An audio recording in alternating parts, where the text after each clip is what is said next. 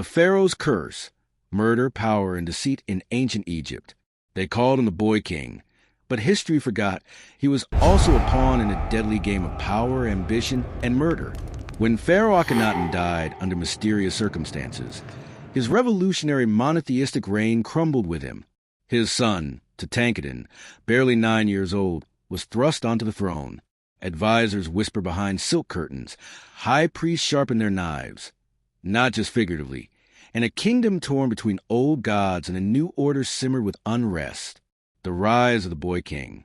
Tutankhamun was hastily crowned and renamed Tutankhamun, in a political move to restore the worship of Ammonius and stabilize the fractured empire.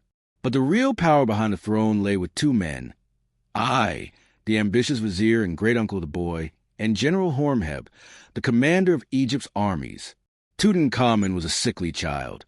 His club foot, malaria infections, and fractured femur later discovered in his tomb told the story of a fragile life. But inside the palace walls, whispers grew that these ailments weren't entirely natural. Physicians feared being accused of sorcery. One was found drowned in the Nile.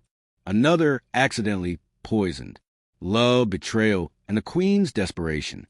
His wife, Ankhesenamun, his half-sister and daughter Nefertiti, was the only person truly close to him. In the dark, gold-covered rooms of the palace, she witnessed the slow unraveling of her husband. He began having seizures. His food tasted strange. The royal wine gave him nosebleeds and hallucinations. Then came the nightmare. Tutankhamun, barely 18, was found dead in his bed.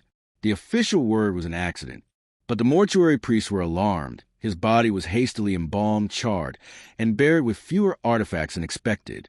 Something was wrong. Desperate, Ankhesenamun did something no Egyptian royal ever dared. She wrote to the enemy, Suppiluliuma I, king of the Hittites, begging for a prince to marry her. She wrote, "Never shall I choose a servant of mine and make him my husband. I am afraid." That letter was intercepted. The Hittite prince she requested, Zannanza, was found murdered before he reached Egypt. The coup, in the shadows, Vizier moved quickly. He married Ankhesenamun, making her vanish soon after. He crowned himself pharaoh. General Horemheb, now ice rival, bided his time. When I died mysteriously just 4 years later, Horemheb seized the throne and began erasing all memory of the Boy King and his cursed lineage. He smashed monuments, defaced names, and rewrote history, but he couldn't erase the rumors. Tutankhamun's tomb, discovered centuries later untouched, held more than golden treasures. It held silence, no mention of his sudden death, no record of a burial procession, no tribute to his young queen. The pharaoh's curse, or a royal crime. Was it the gods who cursed Tutankhamun, or was it the greed of men? Modern scientists believe his death could have been caused by a broken leg, an infection.